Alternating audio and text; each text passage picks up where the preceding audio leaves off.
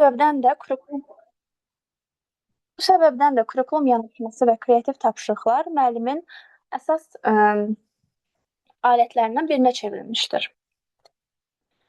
İndi isə baxaq ənənəvi və kurikulum yanaşmasının müqayisəsinə. Bildiyimiz kimi ənənəvidə müəllim aktiv idi daha çox, şagird passiv idi, şagird sadəcə dinləyici rolunda idi və burada əsas əzbərçilik idi. Kurikulumda isə şagird aktivdir, sadəcə dinləyici kimi dayanmır. Müəllim yönəldicidir, bir növ bələdçi rolundadır. Sadəcə şagirdi istiqamətləndirir, yönəldir. Burada isə əsas məqsəd şagirdi düşündürməkdən ibarətdir. Mən özüm ənənəvi tədrisin məzunlarındanam və açıq şəkildə kurikulumla ənənəvi arasındakı fərqləri görürəm. İndi bilmirəm təlim iştirakçılarının çoxusu müəllimlərdən ibarətdir, ya tələbələrdən ibarətdir. Sonda bu haqqda müzakirələr aparacağam öz fikirlərimi bildirdikdən sonra. İndi isə tapşırıqların roluna nəzər yetirək. Tapşırıq rolu dərsdə istifadə olunan tapşırıqlar çox böyük əhəmiyyət daşıyır. Çünki tapşırıq dərsin keyfiyyətini müəyyən şagirdin aktivliyini artırır və öyrənməni dəyərləşdirir. Yaxşı tapşırıq şagirdi düşündürməli, onu axtarışa sövq etməlidir.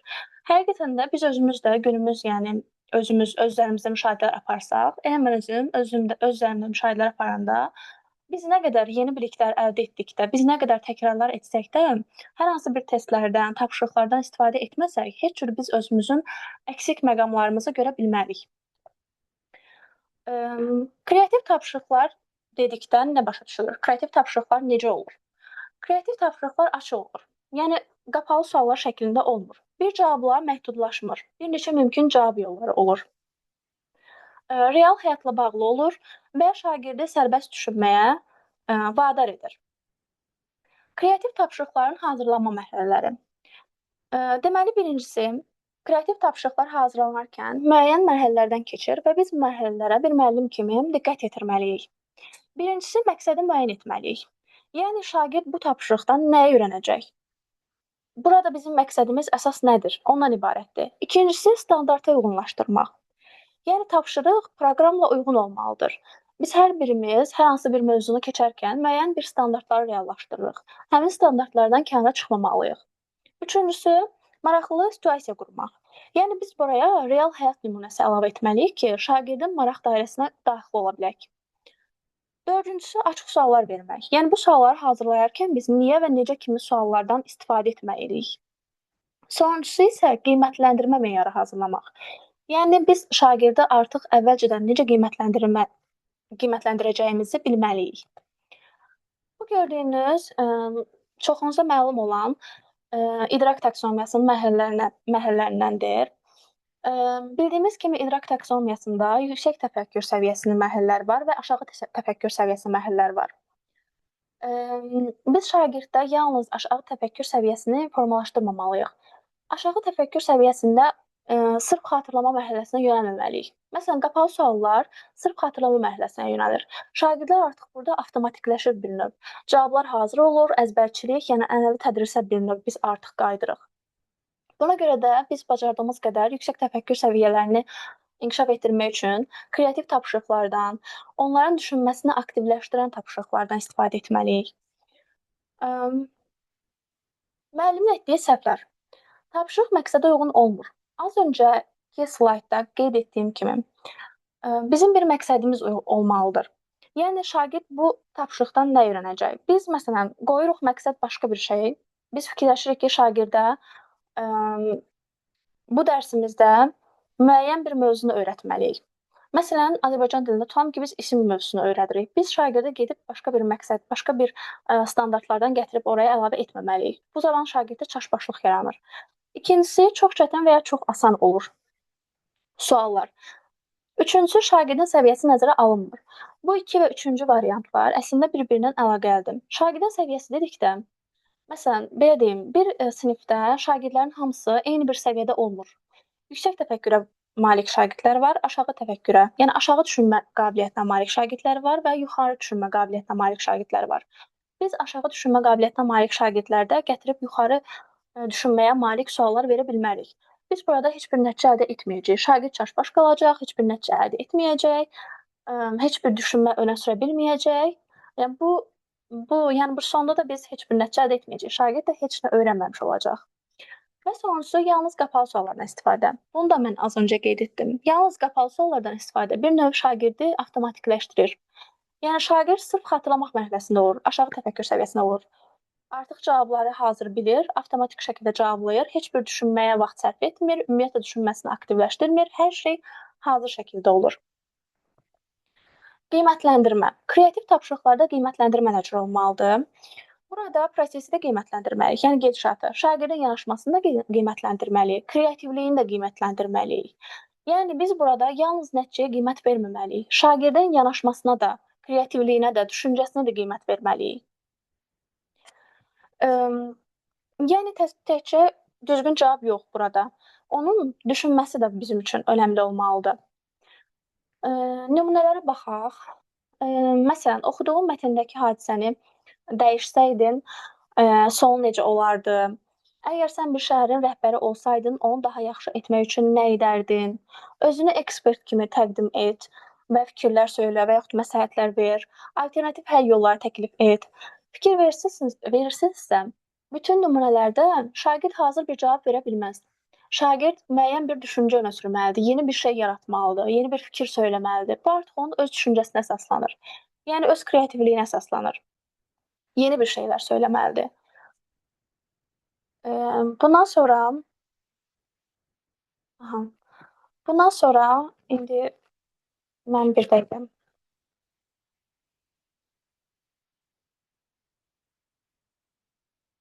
Bir dəqiqə gözünüz zəhmət olmasa.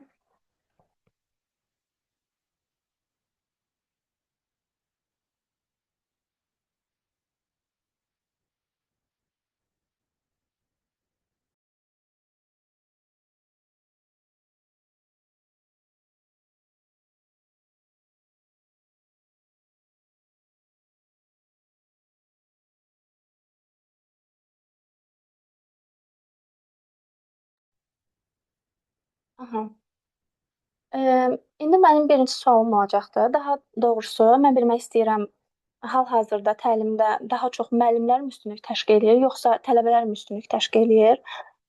Öz fikirlərini söyləmək istəyənlər varmı? Yəni mən bilmək istəyirəm, hal-hazırki əgər burada müəllimlər iştirak edirsə, hal-hazırki, yəni tədris mühitində necə dərsi qururlar, necə tapşırıqlardan istifadə eləyirlər, dərsi necə planlayırlar? Mən bu haqqda məlumat almaq istəyirdim. Öz fikrini söyləmək istəyən var?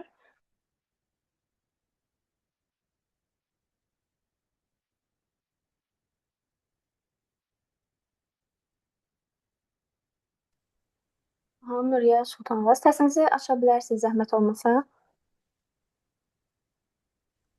Axşamınız xeyir olsun. Axşamınız xeyir. Bir dəqiqə görüntüm açım.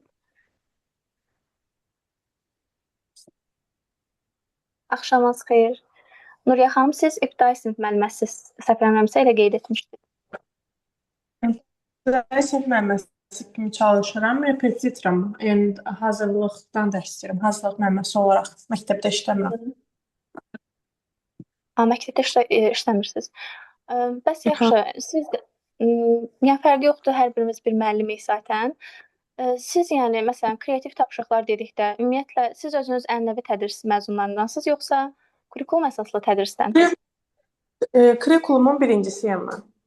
İlk dəfə 2008-ci ildə birinci sinifə daxil olmuşam. O zaman da kurikulum sistemi yeni gəlmişdi. Bu sistemə təhsil almışam.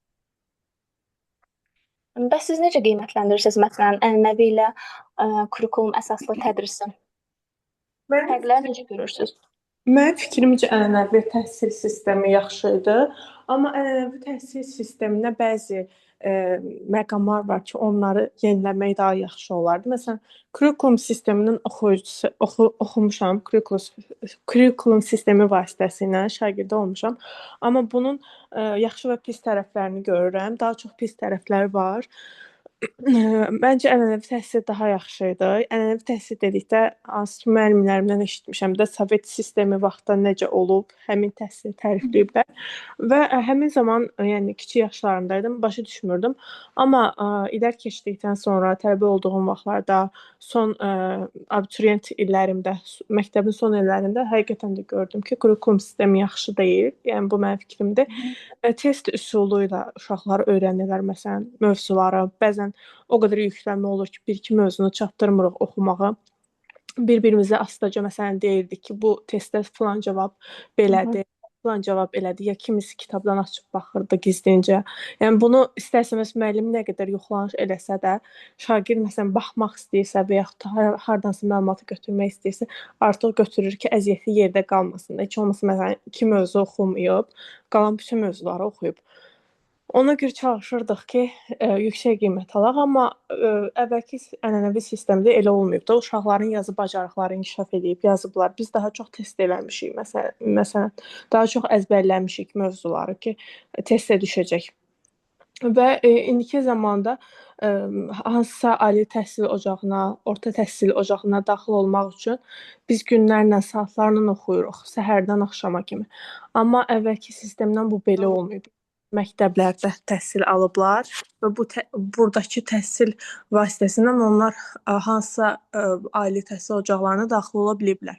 Amma hazırki dövrdə müəyyən qədər büdcə ayrılır, hazırlıqlara gedirlər uşaqlar, yorulurlar. Məsələn, mən özüm də o yollardan keçmişəm, görmüşəm ki, həqiqətən də çox çətindir, yəni indi oxumaq. Həm maddi baxımdan, həm uşaqların özləri üçün çətin olur. Başa düşdüm sizi. Əlbəttə ki, hər iki tədrisin özünün mənfi və müsbət cəhətləri var. Aha. Ə, Amma əslində məsələn mən ənənəvi tədrisi bitirmişəm. Bizdə düzdür, indi testlər üzərində daha çox işlənilir, amma indiki buraxılış imtahanlarında olsun, sınav imtahanlarında olsun, baxanda özümüz də görürük ki, yəni siz də bilib tutursuz. Özümüz də görürük ki, əslində açıq suallara daha çox üstünlük verilir. Uşaqların öz fikirlərini ifadə etmə səviyyələrinə baxılır, nə dərəcədə ifadə edə bilirlər. Daha çox, yəni hər tərəfli yoxlayırlar məncə uşaqları. Bəli, o üstünlükləri də var. Hı Amma -hı. vaxtında, məsələn, KSG-lər, BSG-lər bizim vaxtımızda çox yazılırdı. İndi məsələn yavaş-yavaş azaltmağa başladılar ki, birinci sinifləri yazmaq falan. Düzdür, insanlar, şagirdlərin dərslərinə də baxırlar. Açıq suallar tərtib eləyirlər. Amma ki, summativlər hər ay olur məsələn. O summativlərin əvəzinə bizdən şifahi soruşulsa, biz məsələn o summativdə yazdıqlarımızın cavablarını əksəriyyətini deyə bilməyəcəyik. Biz sadəcə əzbərləyirik ki, məsələn, artıq bilirik ki, Səfəvilər nə vaxt yaranıb bu sual mütləq düşəcək. Biz qeyd edirik ki, orada 1501-dir. Amma bizə 3-5 mövzu verilirsə, çox verilməsə, biz onu ətraflı şəkildə öyrənə bilərdik. Amma biz tələsirdik ki, o mövzudur, tez-tez öyrənək, əzbərləyək ki, testdə qeyd edə bilək. Nə yazı bacarığımız inkişaf edirdi, nə şifahi danışığımız. Ara sıra elə müəllimlər var idi ki, hər dərs bizdən dərs soruşmalıdılar mütləq şəkildə. Onda biz danışırdıq və nitqimiz inkişaf edə bilirdi. Düzdür, düzdür. Mən sizinlə razıyam. Çox təşəkkür edirəm fikrinizi bildirdiyiniz üçün. Siz də çox sağ olun. Mən təşəkkür edirəm. Təşəkkür edirəm.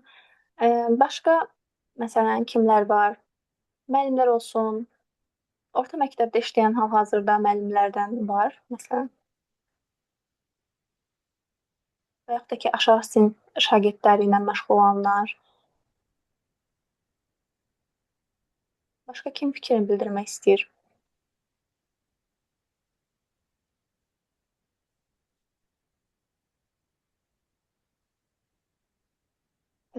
Bağlıdır. 2 nəfərin səsi açıqdır, amma səsiniz gəlmir.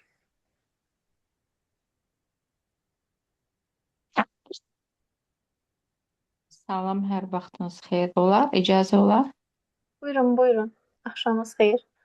Hər vaxtınız xeyir, hamını salamlayıram, bütün iştirakçıları. Mən də xanımın müəllimənin sözünə qüvvət olaraq demək istəyirəm ki, bəli, mən də Sovet təhsil sisteminin nümayəndəsi olmuşam. Sovet təhsil dövründə həm orta məktəbi, həm də ali məktəbi o sistemdə oxumuşam. Amma indi müəllim kimi işləyirəm, amma özüm işlədiyim dövrdə artıq kurikulum sistemini tətbiq etməyə məcburam. Mən sizin də dediyinizə və həmin müəllimənin də dediyinə tamamilə razıyam ki, hər bir sistemin özünün müsbət cəhətləri də var, mənfi cəhətləri də var. Və mən kurikulum sisteminin belə çətin, qəliz vəziyyətə gəlib düşməyinin bir səbəbini onda görürəm ki, biz kurikuluma hazırlıqsız başladıq. Kurikulum tam öyrənilməmiş tətbiq olundu. Təcrübədə keçə-keçə öyrənildi, amma məncə belə olmamalı idi. Kurikulum əvvəl öyrənilməli idi, sonra artıq məktəbə gəlməli idi. Bu məsələnin bir tərəfidir. Həm də ki, ənənəvi təhsil sisteminin də müsbət cəhətləri məncə saxlanılmalı idi. Məsəl üçün, deyək ki, inşa yazılar əvəz olundu esse ilə. O esseydə heç bilinmədi ki, inşadır, məqalədir, nədir. O inşa yazılarda, ifadə yazılarında biz özümüz oxumağı da öyrənirdik, yazmağı da öyrənirdik, anlamağı da öyrənirdik və danışmaq da var idi. Yəni belə bu təhlilləri aparsaq burada çox müqayisələr olar. Mən sadəcə icazə versəydiniz bir şey soruşmaq istəyirdim. Sizin slaydınızda belə bir orada nümunə var idi. Onu əgər icazə olarsa siz izah eləyərdiniz. Baxın, orada müəllimin etdiyi səhvlərdə belə bir bölmə var. Çox çətin və ya çox asan olur suallar. Və yaxud da ki, şagirdin səviyyəsi nəzərə alınmır. Bu ikisinin fərqi nədir bu iki cəhətin? Çox çətin və ya asan suallar, bir də şagirdin səviyyəsini nəzərə almaq. Bunların fərqi nədir? Zəhmət olmasa bu suala cavab verərdiniz. Əslində dediyim kimi bu iki variant bir-birinə çox yaxın variantlardır. Yəni çox çətin və ya çox asan suallar olması, çox çətin və çox asan sualların olması və səviyyələrin nəzərə alınmaması. Yəni əslində çox yaxın anlayışlardır. Çünki şagirdlərin səviyyələri nəzərə alınmır. Yəni yenə də qeyd etdiyim kimi mən dedim ki, bir sinifdə bütün şagirdlər eyni səviyyədə deyil düşünmə tərzləri. Eyni səviyyədə Bəli. düşünə bilmirlər. Yəni eyni qüvvəyə malik deyillər. Bir qrupda, bir sinifdə daha doğrusu elə şagirdlər var ki, çox yaxşıdırlar. Yəni onlara məsələn artıq ikinci bir izaha ehtiyac olmur. Elləri var ki, amma bu çox çətinlik çəkirlər. Mən bunun əslində bir növünü tədrisə tez başlamaqda görürəm yaş məsələsində. Uşaqlar çox erkən yaşda başlayırlar. Burada dediyim kimi, yəni o qədər aydın bir fərqləri yoxdur. Çox çətin və ya çox asan suallar. Yəni biz burada çox çətin suallar tətbiq etsək heç bir nəticə ala bilmərik, əldə edə bilmərik. Çox asan suallar versək də heç bir nəticə əldə edə bilmərik. Orta səviyyədə qurulmalıdır suallar. Yəni bu şəkildə. Elə böyük bir fərqi yoxdur dediyim kimi. Bu situasiyalar yəni bizə bu şəkildə təqdim olunub. Yəni mən də öz fikrimə görə, öz düşüncəmə görə, yəni bunlar bir-birlərinə çox yaxın variantdır. Elə də böyük bir fərqləri yoxdur. Eyni bir şeylərə, yəni səbəb eyni bir yerə gəlib çıxır nəticə olaraq. Əgər siz hansı bir fərq görürsünüzsə, yəni bu fikirlər arasında siz deyin. Yəni siz necə görürsünüz bunlar arasındakı fərqi? Məncə də çox yaxındır. Ona görə sual verdim ki, yəni bunları bir yerdə bir qrup kimi qruplaşdırmaq olarmı, olmazmı? Bəli. Üzr istəyirəm sözünüzü kəsdiyimə görə. Əslində mən olsaydım, bunları bir başlıq altında qruplaşdırardım. Amma yəni bu şəkildə. Məncə. Çox təşəkkür edirəm fikirlərinizi ifadə etdiyiniz üçün. Sağ olun. Təşəkkür edirəm. Sağ olasınız. Sağ olun.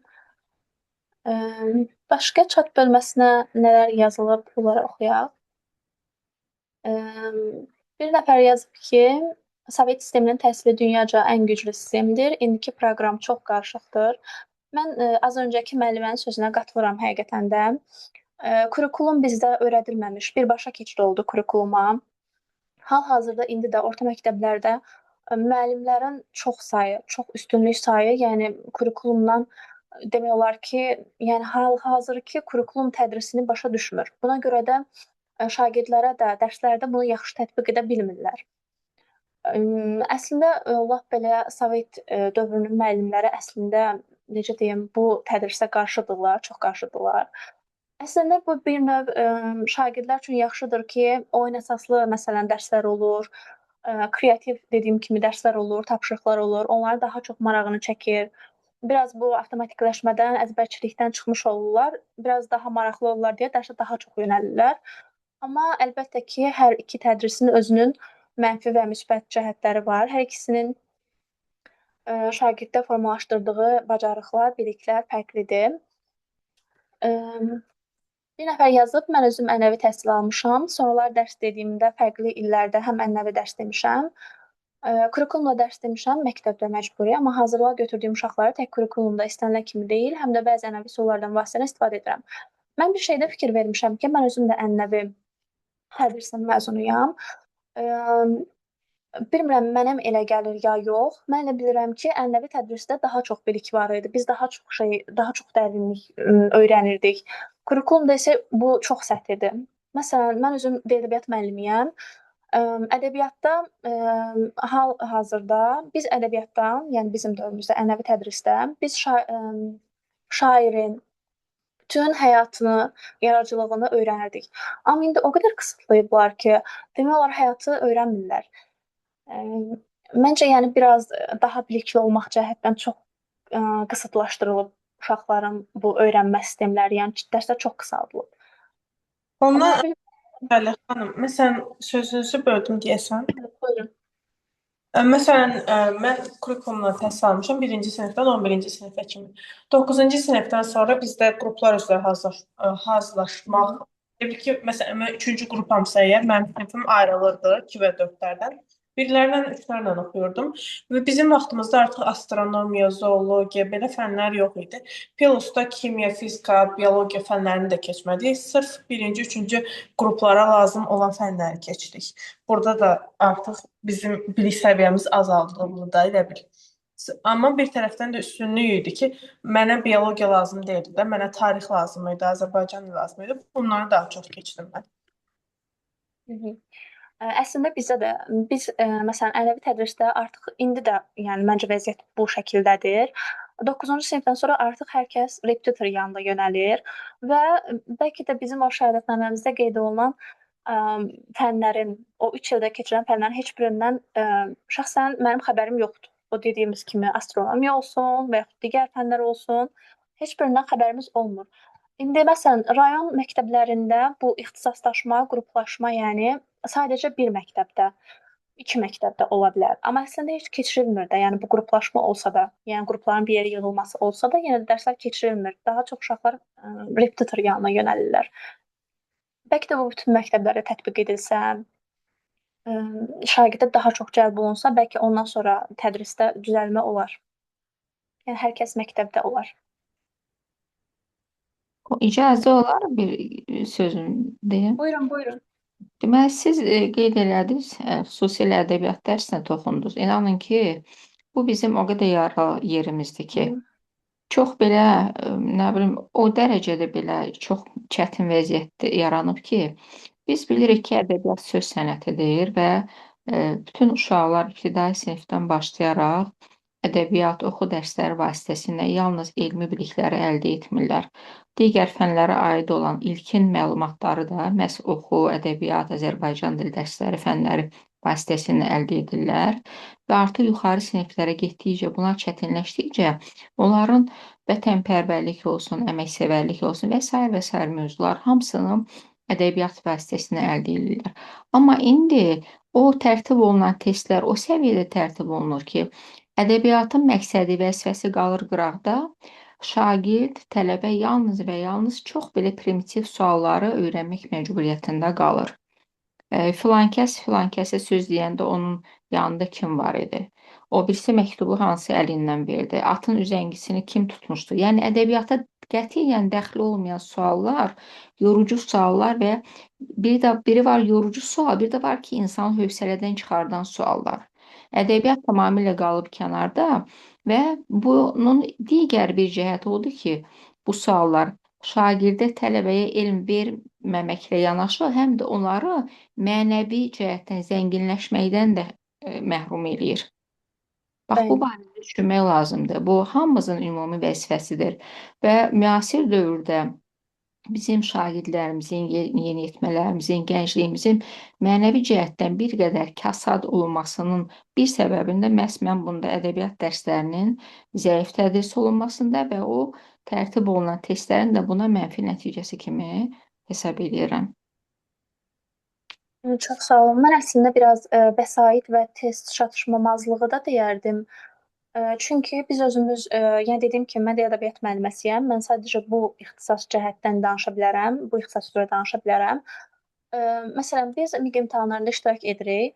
Sizin dediyiniz kimi, məsələ o hissələrə yönəlib, atın quyruğunda nə var idi və yaxud əynində nə rəng paltar var idi. Bu şəkildə suallara yönəlib və əslində bir növ müəllimlər də artıq avtomatikləşir ki, biz əsər oxuyarkən fikir verməliyik ki, bunun məsələn üzərindəki paltar nə rəng idi? Çox primitiv şeylərə önəm verməliyik. Əslində suallar da əsərin məğzindən düşmür, kənar bir şeylərdən düşür. Və əslində mən görmürəm, yəni o tipdə bir test vəsaitlərimi və yaxud da ki, dərs vəsaitimi görmürəm. Mən buna vəsait çatışmamazlığı da deyərdim bir növ.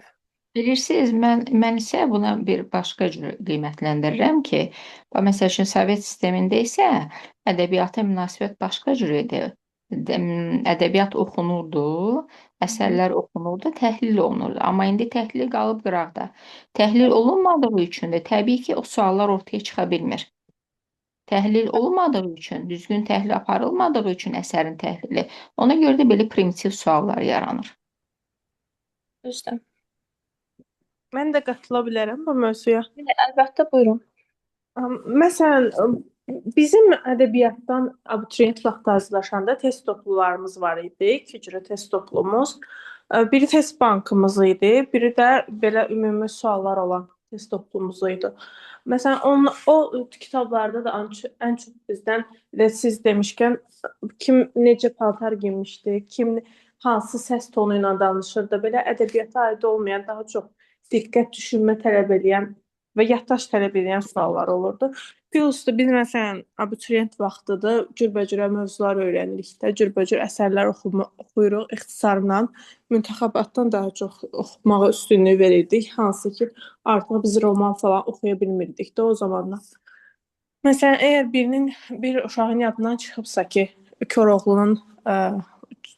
Koroğlunun tutaq ki, köynəyi nə rəngdə idi, həqiqətən də insanın əsəblərinə toxunurdu ki, mən bu qədər mövzu oxumuşam, bir dənə məsələn köynəyin rənginə görə niyə mən balım aşağı düşməli? Tək ondan söhbət getmir, ümumiyyətlə də, yəni diqqət, yaddaş tələb edən suallar olurdu, hansı ki, ədəbiyyatın əsas məğzu bu deyil də. Məncə də ədəbiyyatla bağlı olan suallar az olurdu. Yəni olurdu, əsərin təhlilini yazmağı tələb eləyirdi kitabda. Mənim yadımdadır ki, ədəbiyyat kitablarında olurdu. Elə bil ki, 5-dən 9-a qədər olan ədəbiyyat kitablarında görürdük biz. Müəllim bəzən vaxtı çatırdısa əgər dərs zamanı bizə başa salırdı və yaxud da hansısa şagirddən tələb edirdik bu əsərin təhlilini de. Amma iş dəftərlərində və yaxud da test toplularında belə bir sualla rastlaşmamışam. Təşəkkür edirəm fikirləriniz üçün. İndi isə biraz mövzudan kənarlaşdırdıq, sırf ixtisaslaşmaya yönəldik. Mənim sualım əslində kurikulum üzərindən idi. Hal-hazırda fikirlərini söyləyən müəllimlərdən bilmədim, orta məktəbdə fəaliyyət göstərən var ya yox. Mən soruşmaq istəyirdim ki, sadəcə dərslərə nə şəkildə tədris edirsiniz? Yəni nə üzərində qurursunuz? Dərs planını necə edirsiniz? Məsələn, tapşırıqlara nə qədər vaxt ayırırsınız?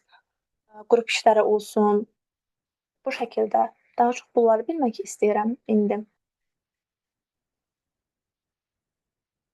Olar mı cavab verin? Buyurun, buyurun.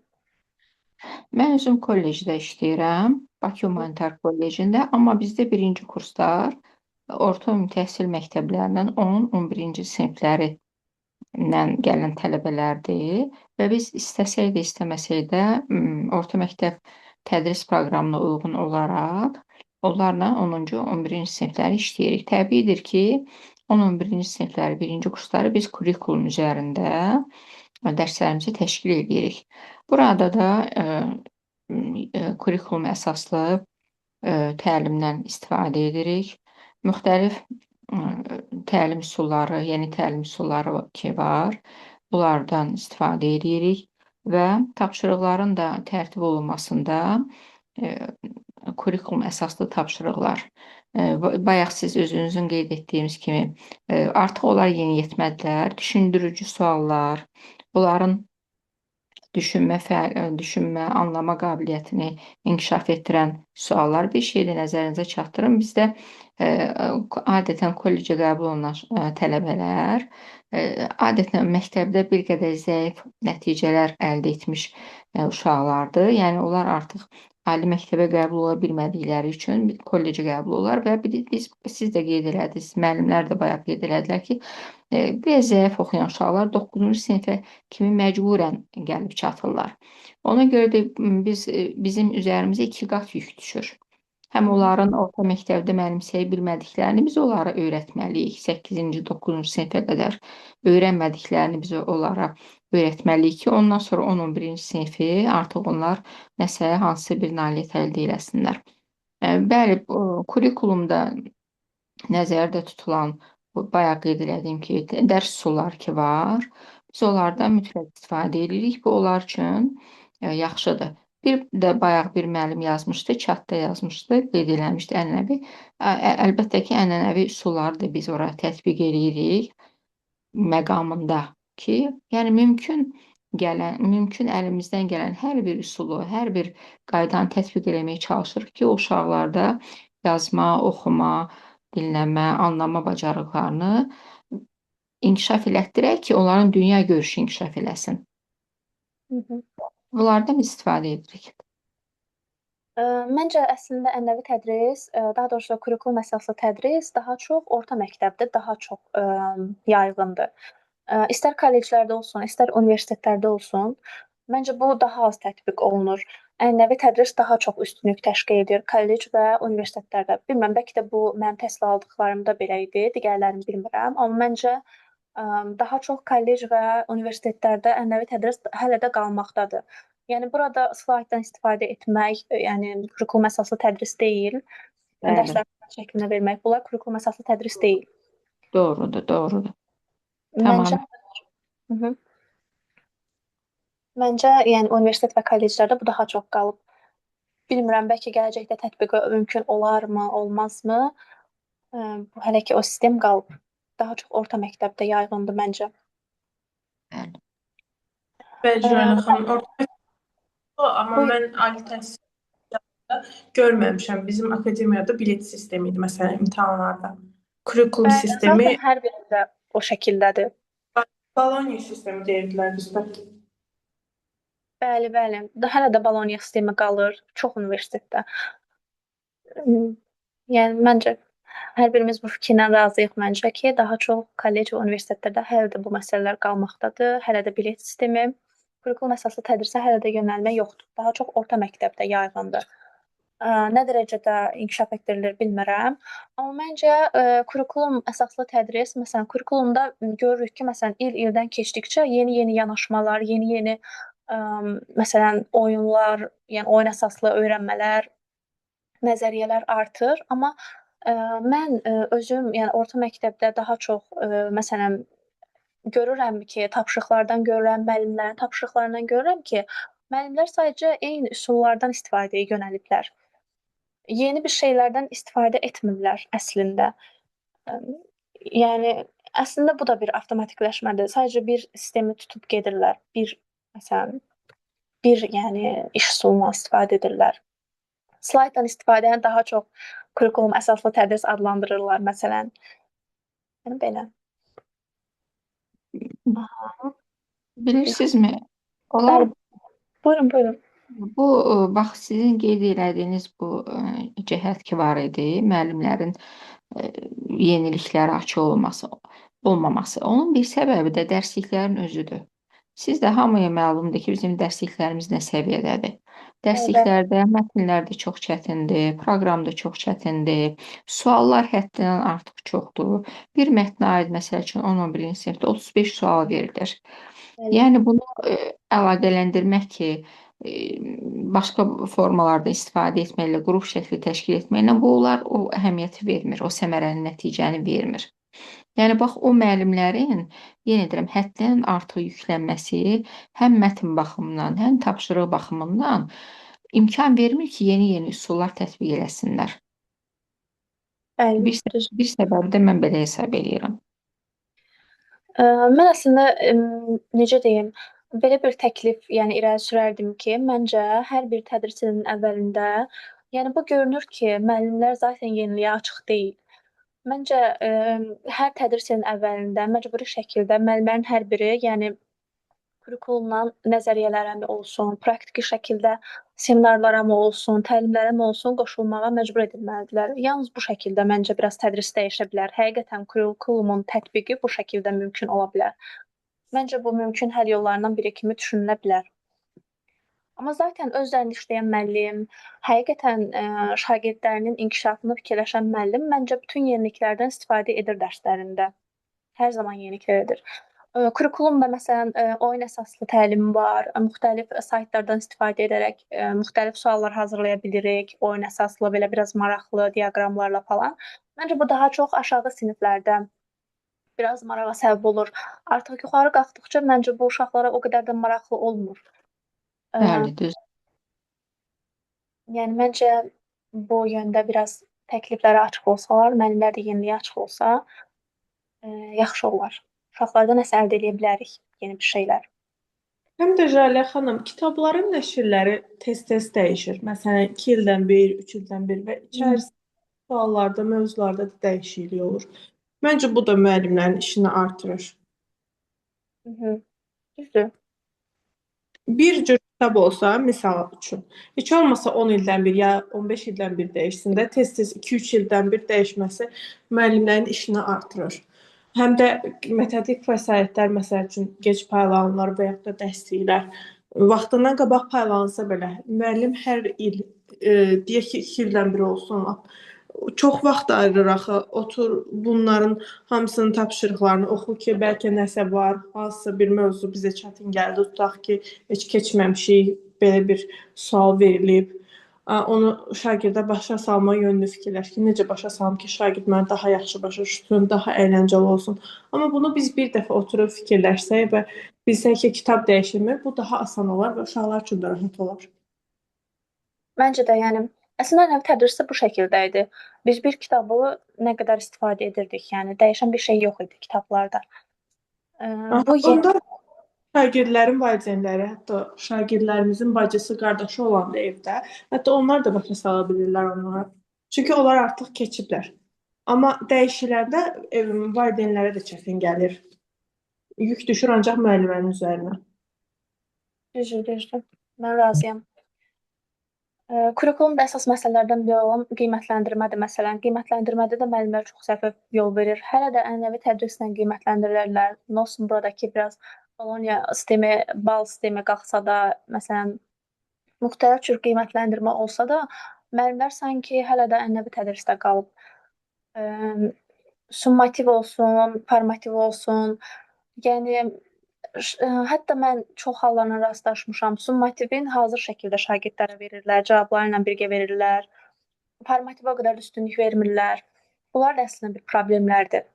Həllini tapmasını gözləyən. Yəni bu şəkildə. Başqa fikir ifadə etmək istəyən var?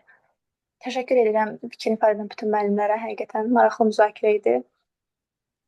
Siz də çox Siz sağ olun. Başqa fikir ifadə etmək istəyən var?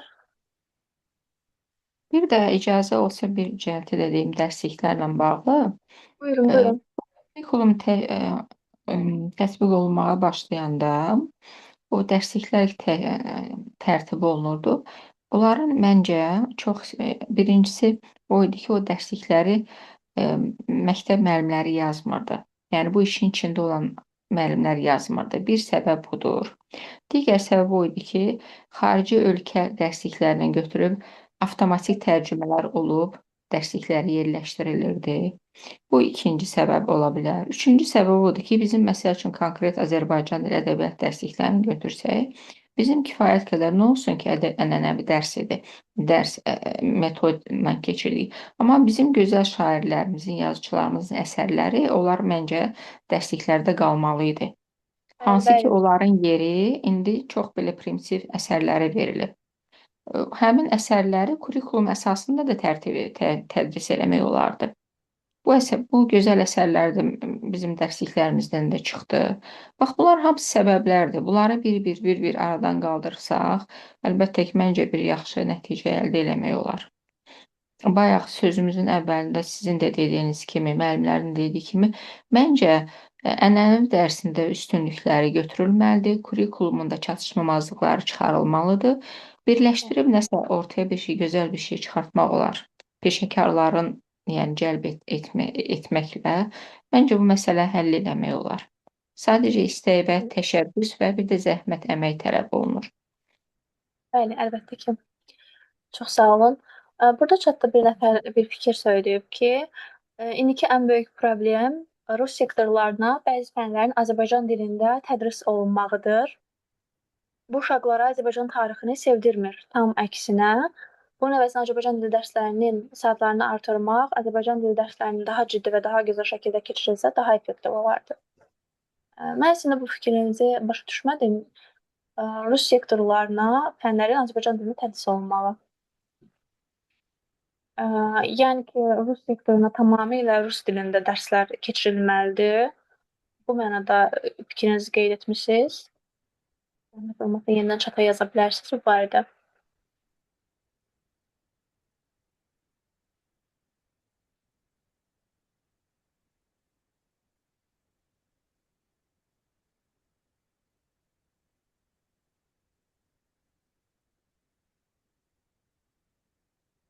Yəni ki, həm burada deyil.